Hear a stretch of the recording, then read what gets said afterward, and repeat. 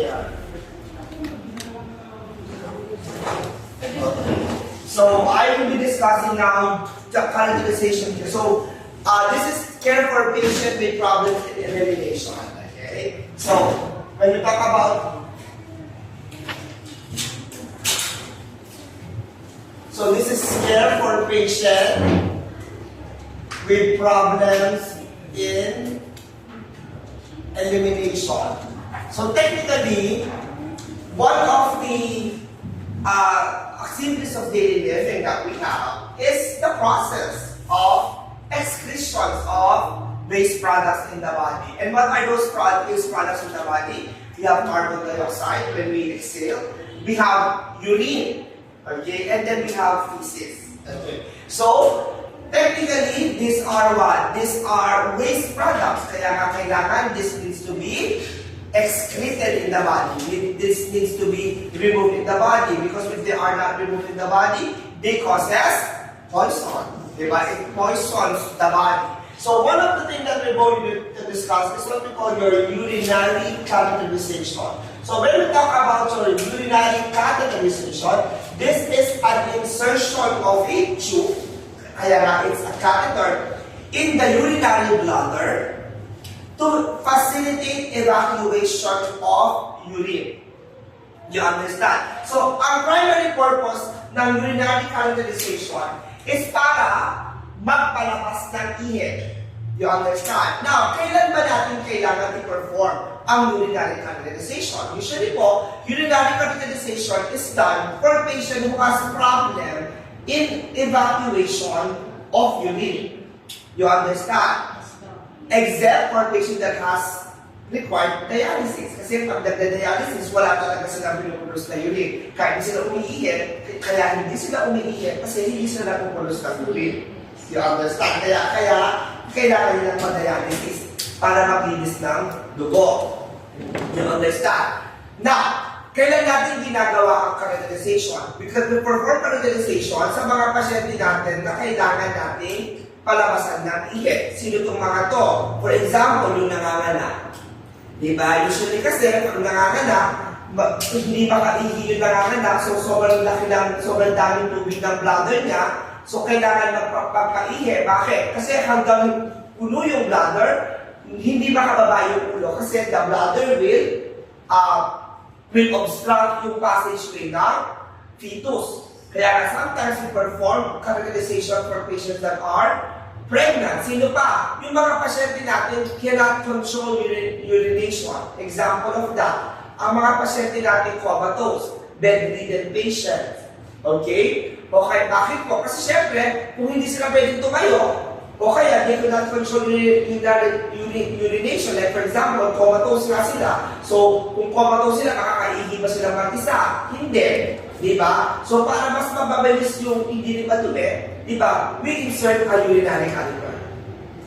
You understand? So, technically, catheterization is used to relieve a person para ma-relieve siya dun sa pressure for elimination of urine. Now, there are two types of urinary catheter. So, we have what we call your straight catheter, and we have an indwelling.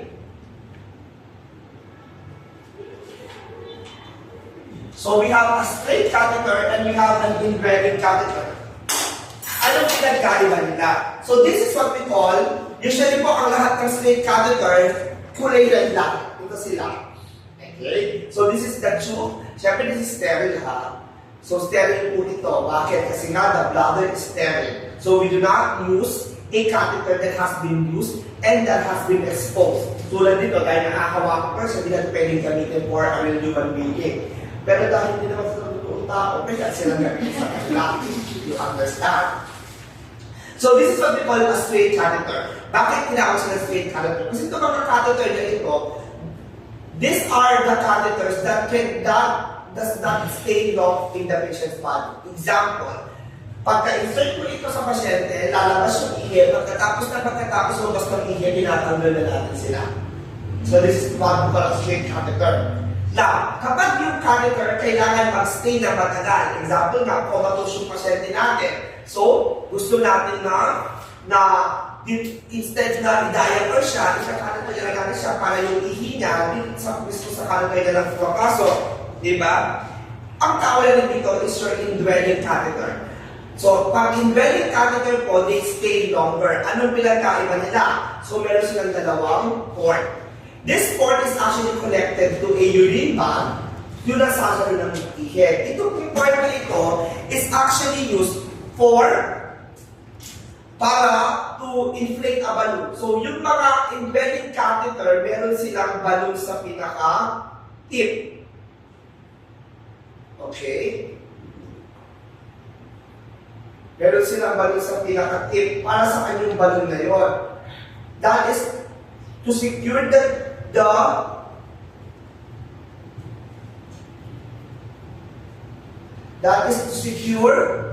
diba? Wala nang I think the balloon is already fasted. Basket na lang. Tumapo na yung tree. Dapat ako dito siya. Oo. Kasi,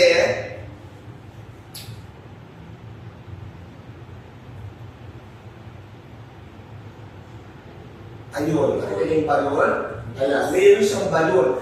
So, ini-inflate natin yung balon na yan para mag-hold yan sa bladder. Kaya nga, it's called indwelling para hindi siya matanggal. You understand? Clear?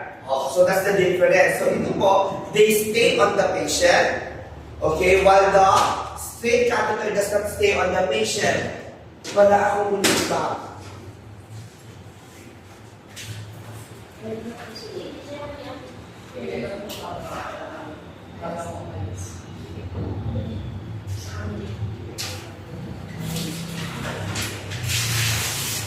Okay, so that's the primary purpose of your catheterization. Okay, so those are the two types of catheter. Now your catheter also, when you place a catheter, as much as possible,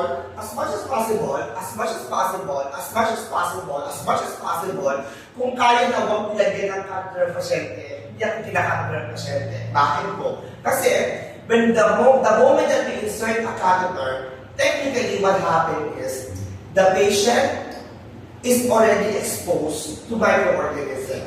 Bakit po? Kasi tandaan natin that the urinary bladder is sterile. Kailangan po wala yung microorganism. Pero kapag meron niyang catheter, so dahil yung kalahati ng catheter ay nasa labas, pwede na umakyat na i-expose na yan sa dumi at makakaakyat na yan sa urinary bladder.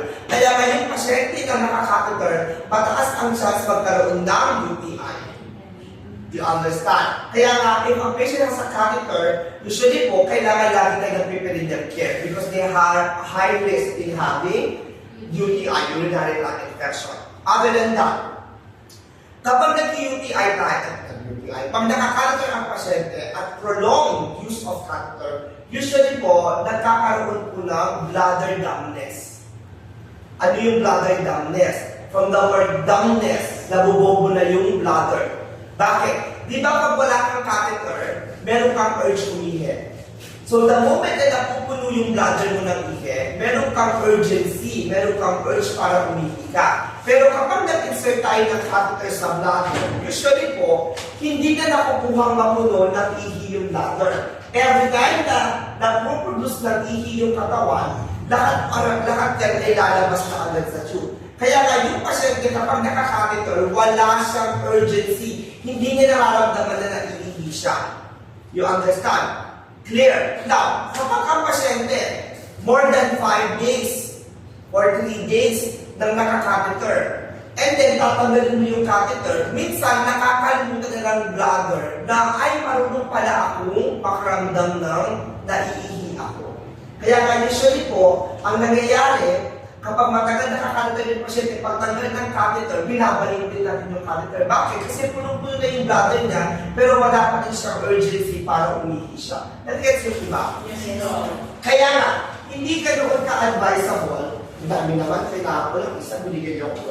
Sabi ko lang, Diyos ko Lord.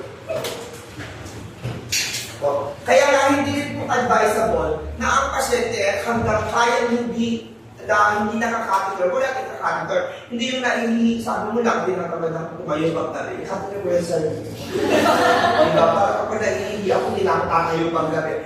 Oo. Yun, may UTI ka dun after, tsaka meron ka ng bladder numbness. You understand?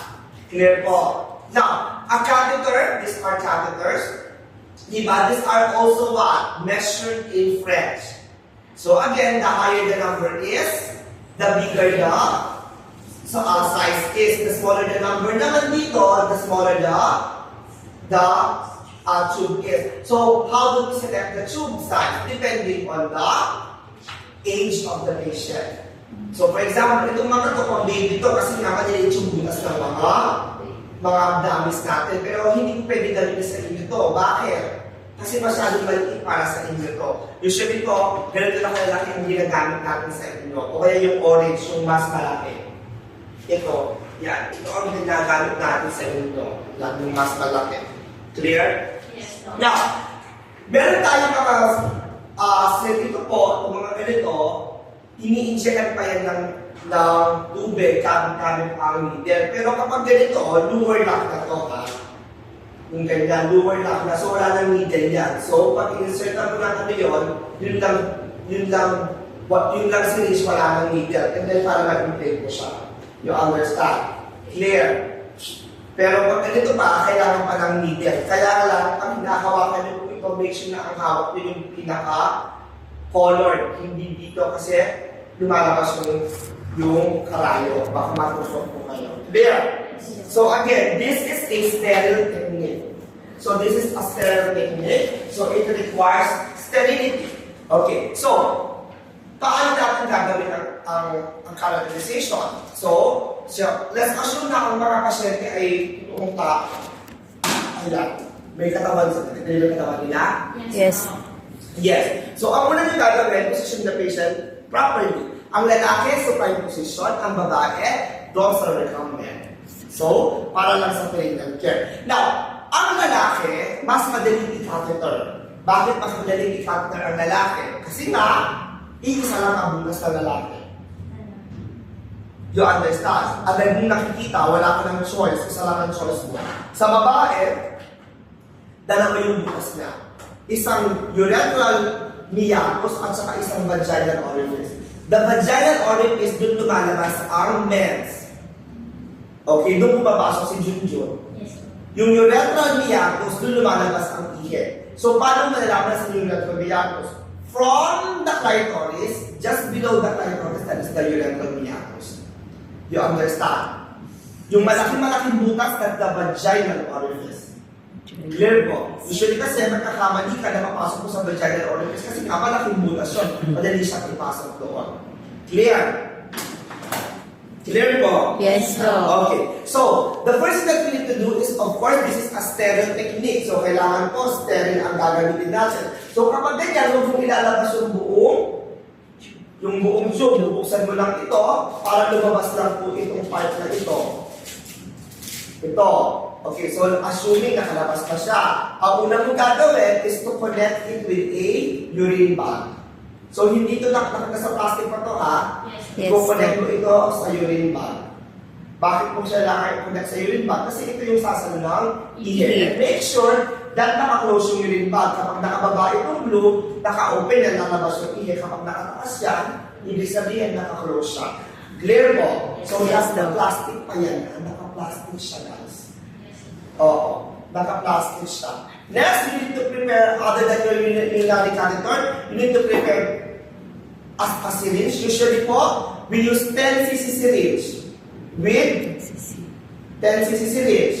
Depende sa ano. Pero yung pag-adopt 10 cc syringe, pag ganyan, mga 3 cc lang, pag bata. Okay? With sterile water. Clear? Para saan po ito? Ito yung pag-i-inflate sa balloon. Hindi pwedeng hangin lang. Kailangan tubig. And then you need to have your sterile KY jelly. And then hand gloves. And betadine with alcohol. So, yung pag-secure natin na tape. Okay? So, yung kakailangan. So, you have to prepare all the things that you need first. So, you need to have a tape that you will use for secure.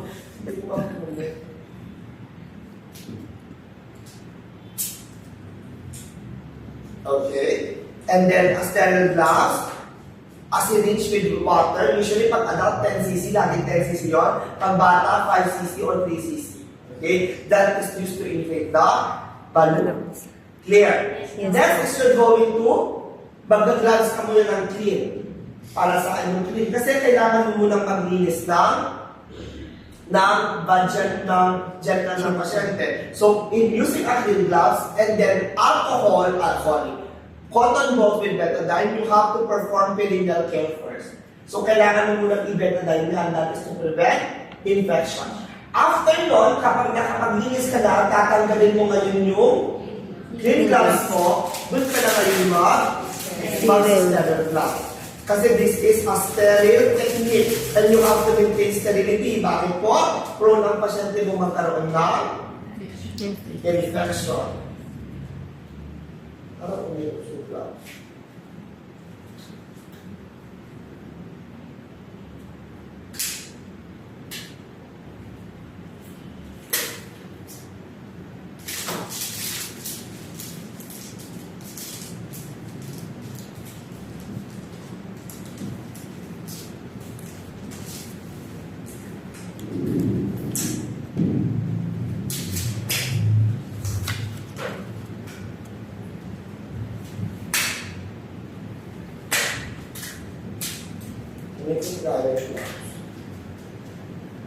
Kasi nawala yung tao ko. Hindi sinundan yung drawing. Kung dahil sterile, matakasuot ko guys. Okay. So, next is, hawakan mo na ngayon yung tube. Okay? So, yung kung... Bakit yung connect mo sa... dito. So, this is sterile. So, dapat sterile ka lang. Okay. And then, yung kung bakit pwede nila sa baba, kasi sasabi naman ng ihiya, mas okay ka na mayroon kang gravity. Hindi mo na keyword siya. And then, papatakan mo ako dito. Tapos, hindi yan touch yung, di ba, nakakulose? Okay. Nakakulose.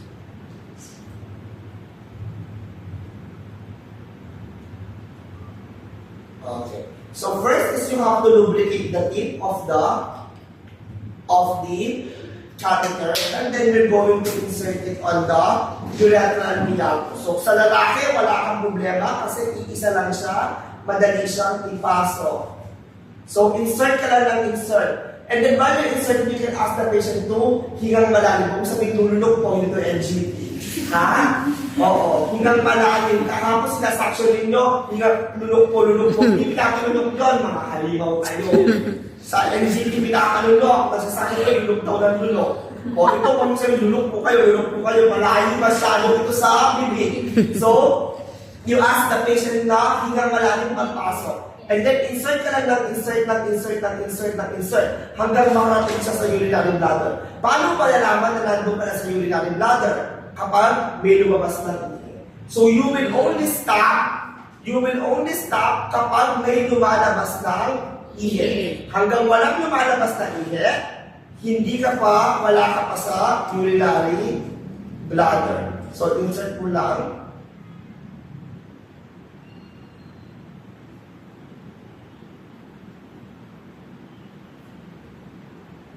Masakit ba yun, Doc? Oo. Gusto mong talaga sa'yo? Extend ako dyan, gusto ko. For demonstration kasi ako malaki yun.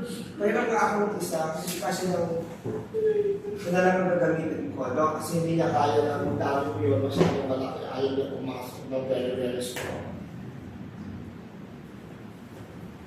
Ito lang ang gagamitin ko. So, pag pinasok mo yan, huwag mong hibag-ina siya. So, usually you can hold it like this, and then insert mo lang. Pero kung buhay mo, madali ipasok ito sa tula. At ito yung wala, hindi ka magkakamali kasi pag may lalabas na ihi, So, insert mo. Hanggang kahit maubos hanggang dito yan, okay na. And usually, pag lalaki po, mas mahaba ang pinapasok natin kaysa sa babae. Kasi nga, mas mahaba yung tube ng lalaki kaysa sa babae. Yung sa babae, mabilis ka makakakita ng ihe. Sa lalaki, depende kung juice for dogs. Ayun, sa test. Oo. Tama yun.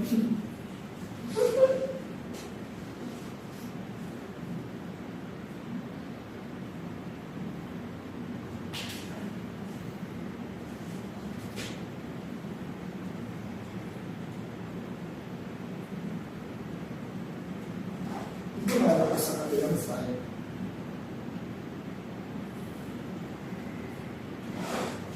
Ang ipasok nyo hanggang lumabas ang ihe. So, kailangan pa sa stop pag meron ng ihe.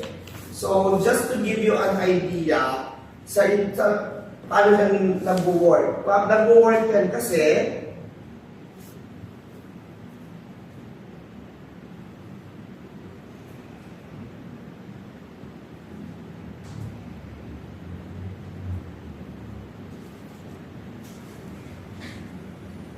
hirap ipasok sa mga gamis natin. Kasi rubber sila.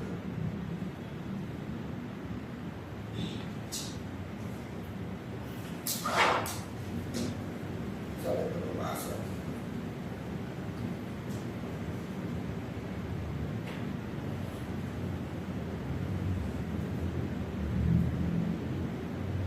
Ito na pumasok!